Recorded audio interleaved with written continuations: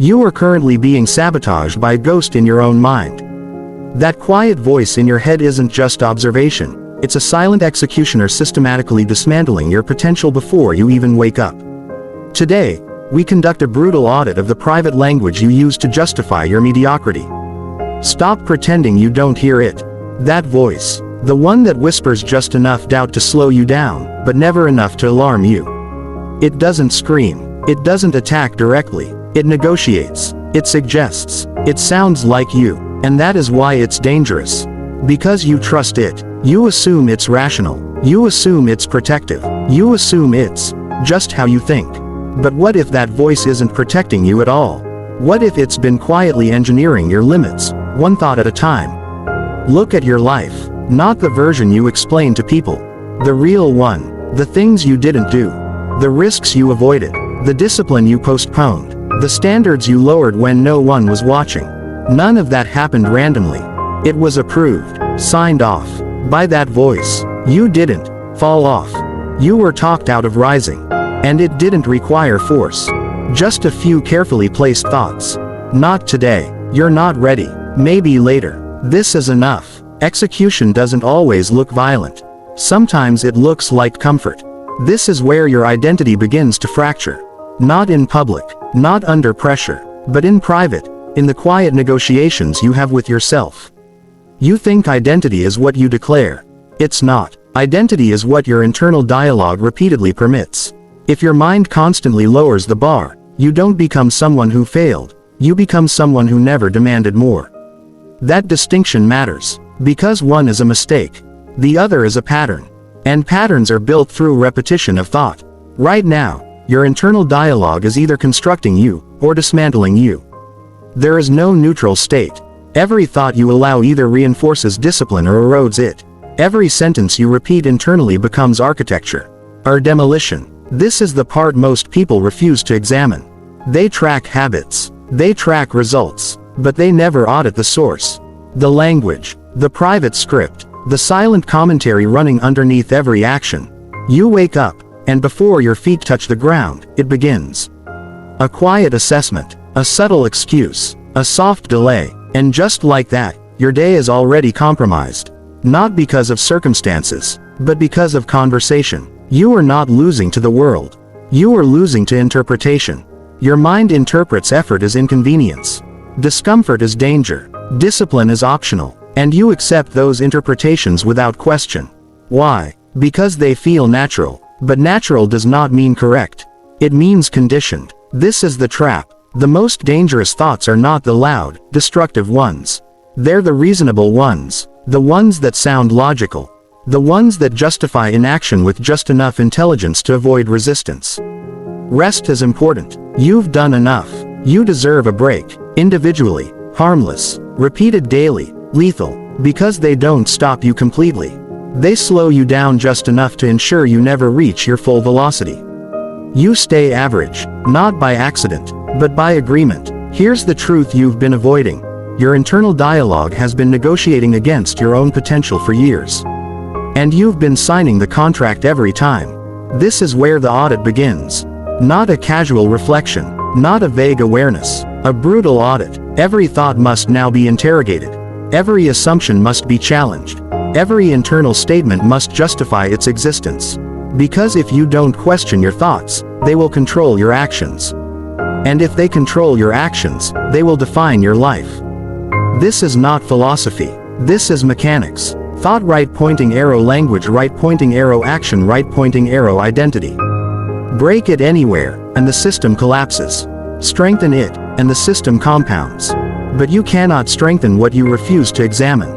So we start here. The next time your mind speaks, don't listen passively. Pause, and ask one question. Is this building me, or reducing me? Not, is this comfortable? Not, is this easy? Not, is this what I feel like doing? Those are irrelevant. The only metric that matters is construction versus destruction. Because your mind is always doing one of the two. There is no middle ground. And this is where most people fail. They think awareness is enough. It's not. You can be aware of a destructive thought and still obey it. Awareness without control is just observation of your own downfall. You watch yourself hesitate. You watch yourself delay. You watch yourself justify. And you call that self-awareness. It's not. It's passive surrender with better vocabulary. Control is different. Control means interruption. It means catching the thought mid-sentence and refusing to let it finish. It means replacing the script before it translates into action. But to do that, you must first accept something uncomfortable. That voice in your head is not always on your side. And if you continue to treat it as truth, it will continue to shape you into something smaller than you're capable of becoming. Right now, you are not thinking freely. You are repeating patterns, loops, conditioned responses that were built over time and never challenged. That ends here. From this point forward, your mind is no longer a safe space for unchecked thoughts. It becomes a controlled environment. A place where every sentence must earn its place.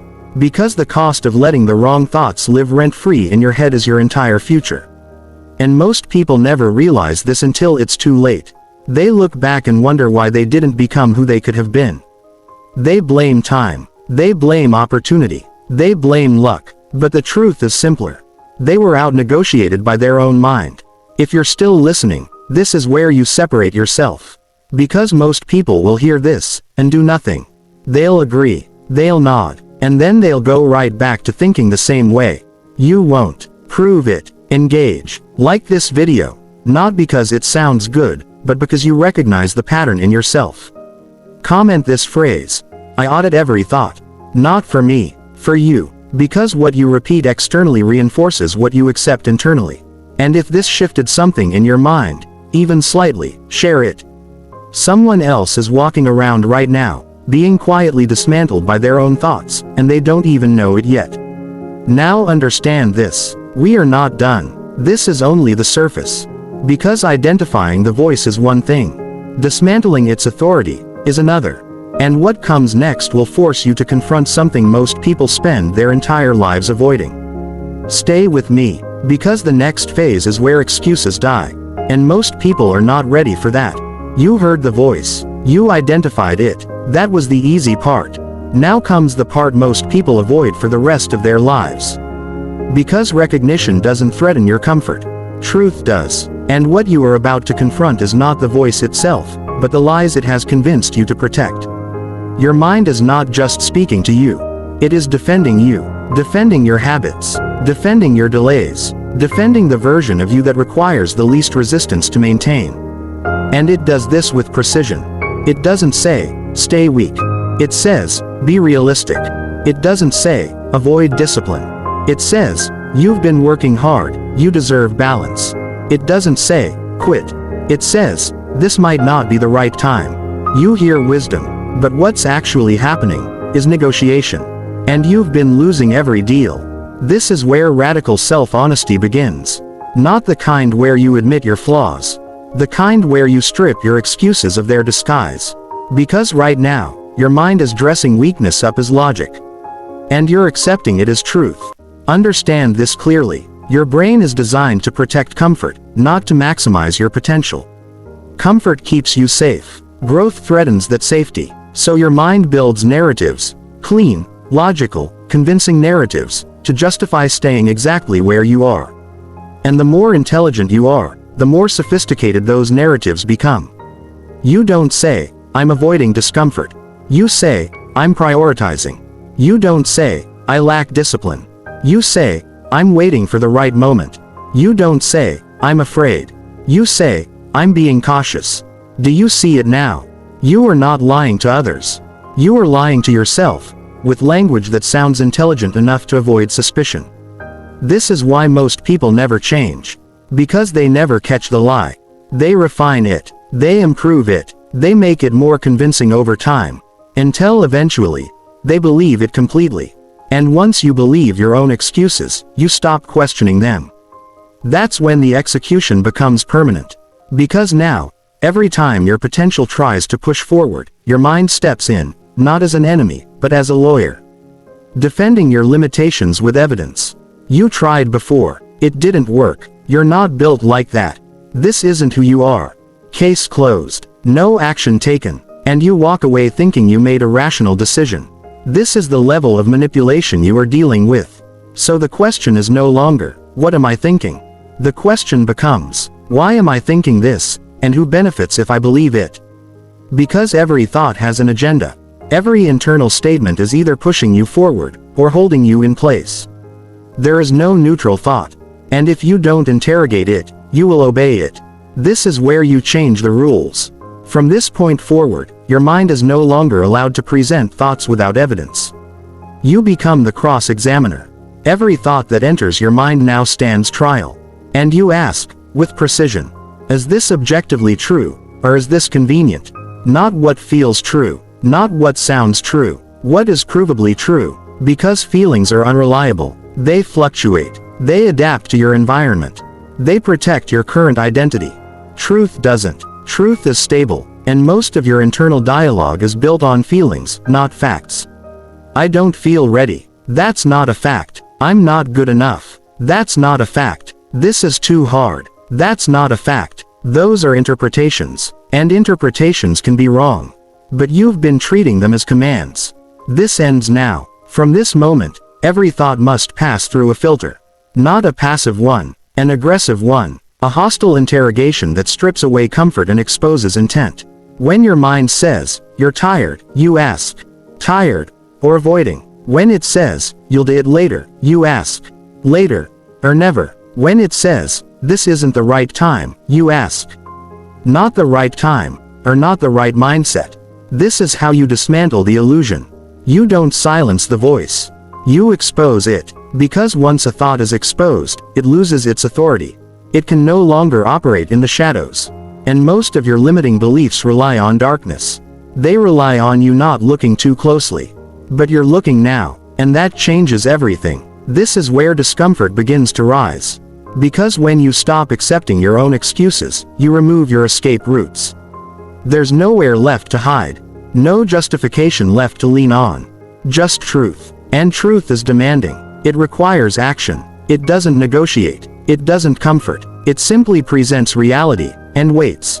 Most people turn away at this point.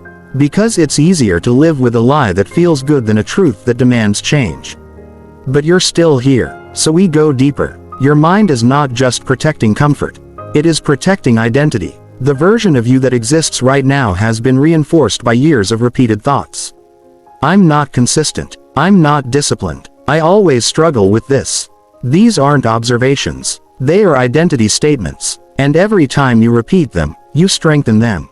You make them more real, more permanent, until eventually, they stop sounding like opinions, and start feeling like facts. That's the trap, because once something becomes part of your identity, your mind will defend it at all costs. Even if it's limiting you. Especially if it's limiting you. Because change threatens identity, and your brain will always prioritize consistency over growth. So when you try to act differently, your mind resists. Not because the action is wrong, but because it conflicts with the identity you've been reinforcing. This is why discipline feels unnatural at first. Not because you can't do it, but because your internal dialogue has been saying the opposite for years. You're not fighting the action. You're fighting the narrative. And narratives are powerful. They shape perception. They influence behavior. They define boundaries. But they are not permanent. They are constructed. And what is constructed can be deconstructed. But only through force. Passive awareness won't break it. You need active resistance. Deliberate contradiction. When your mind says, this isn't who you are, you respond. Then I change who I am. Not later. Now. Not gradually. Immediately. Because identity is not fixed. It is updated through repeated action aligned with new language. You don't wait to feel different. You act different, and force your mind to catch up. This is the shift, from being controlled by your internal dialogue, to controlling it, from accepting thoughts, to policing them, from defending your limitations, to dismantling them. And understand this clearly. This requires effort, constant effort, because your mind will not give up control easily. It will adapt. It will refine its arguments. It will try new angles. More subtle, more convincing. But now, you're aware. And awareness combined with discipline creates something dangerous. Clarity. You begin to see patterns you couldn't see before. You catch thoughts earlier. You interrupt faster. You respond with precision instead of emotion. And slowly, the balance shifts. The voice loses power, not because it disappears, but because you stop obeying it. If you've reached this point, don't just listen. Commit, right now. Like the video. Not as a signal to me, but as a marker to yourself that you're no longer passive in your own mind. Comment this. No excuse survives inspection.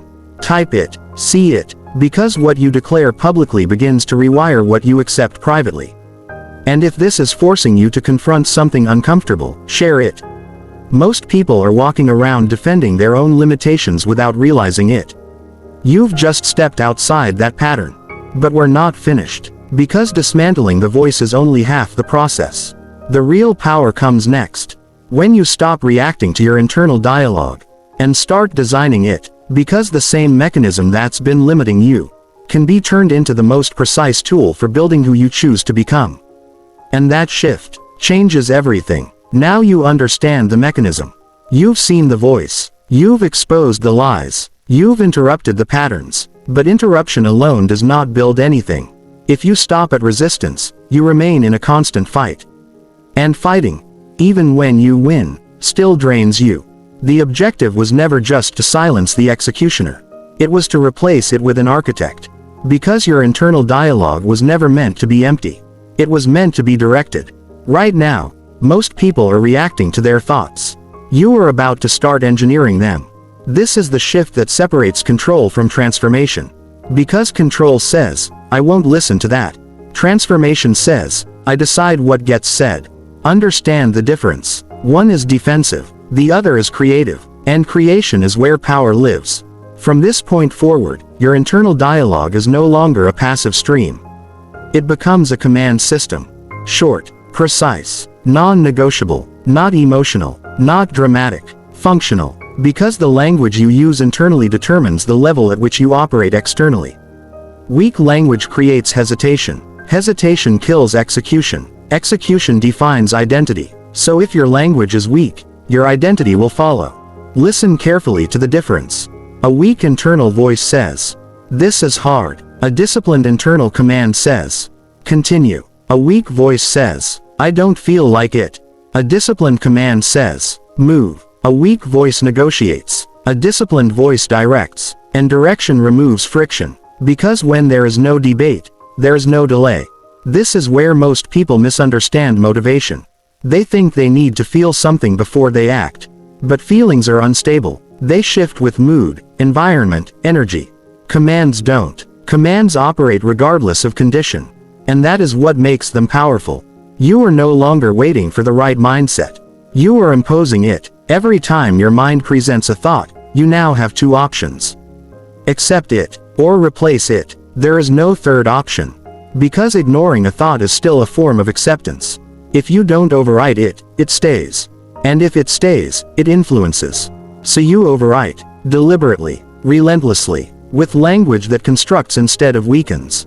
Not exaggerated positivity, not empty affirmations. Precision, truth aligned with action. I execute regardless of feeling. I do what is required. I finish what I start. These are not motivational phrases. They are operating instructions. And when repeated consistently, they begin to shape behavior. Not instantly, but inevitably. Because repetition creates familiarity. Familiarity creates belief. Belief creates identity. And identity dictates action. This is the loop you've been trapped in. Now you're reversing it. Instead of letting random thoughts define your identity, you define the language, and let that language build the identity. This is intentional construction, and it requires consistency, not intensity. Consistency. Because one strong thought cannot override years of weak ones. But repeated daily, it can replace them. This is where discipline becomes visible. Not in what you do publicly, but in what you allow privately. The conversations no one hears. The commands no one sees. That is where your future is being built. Or destroyed. Every single day. Now consider this. If someone followed you for 24 hours, not your actions, but your thoughts, would they predict your future accurately? Would they see discipline? Or would they see hesitation disguised as logic? Would they hear commands, or negotiations? Because that is the difference between those who change, and those who remain the same. One group directs their mind. The other is directed by it. There is no exception, no middle ground. You are in one of those categories right now. And the only thing separating them is language.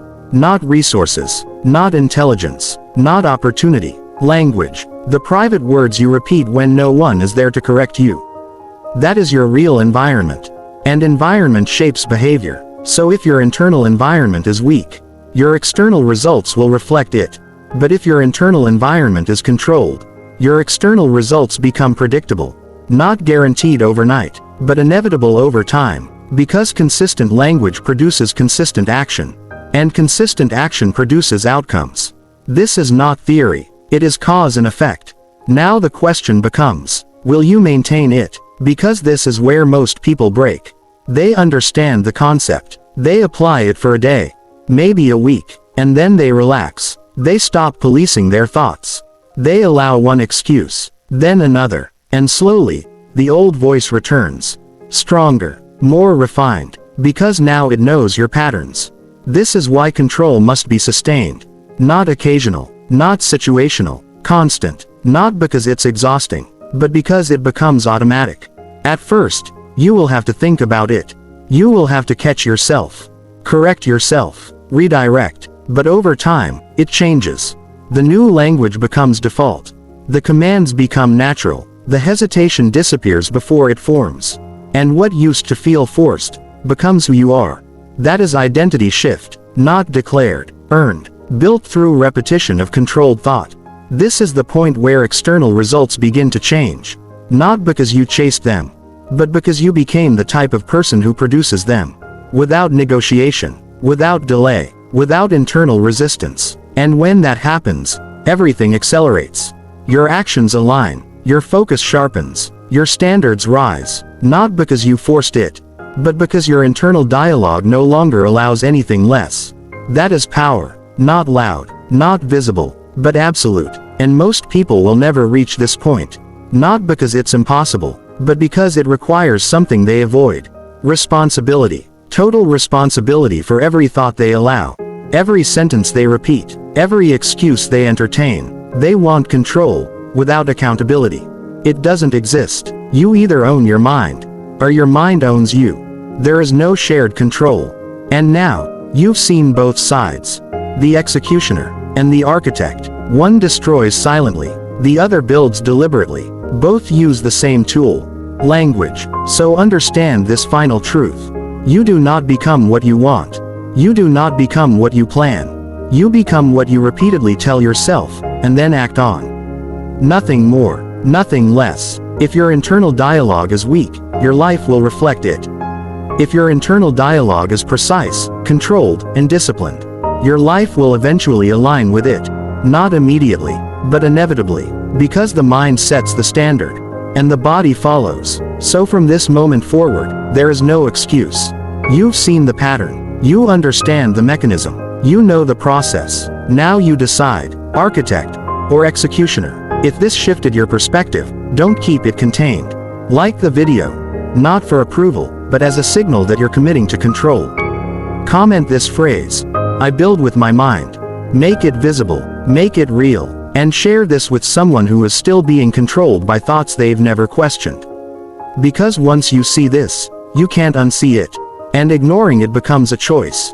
A deliberate one. Now listen carefully. This is where most people stop. They feel the clarity. They feel the urgency. And then they move on. Back to distraction. Back to comfort. Back to the same internal dialogue they just identified as the problem. Don't do that. Stay in this. Continue. There is a sequence to this transformation. And breaking it resets everything. So don't break it. Go to the next video. Continue the process. Reinforce the control. Because this is not a one-time realization. It is a system. And systems only work when you stay inside them. So don't scroll. Don't pause. Continue.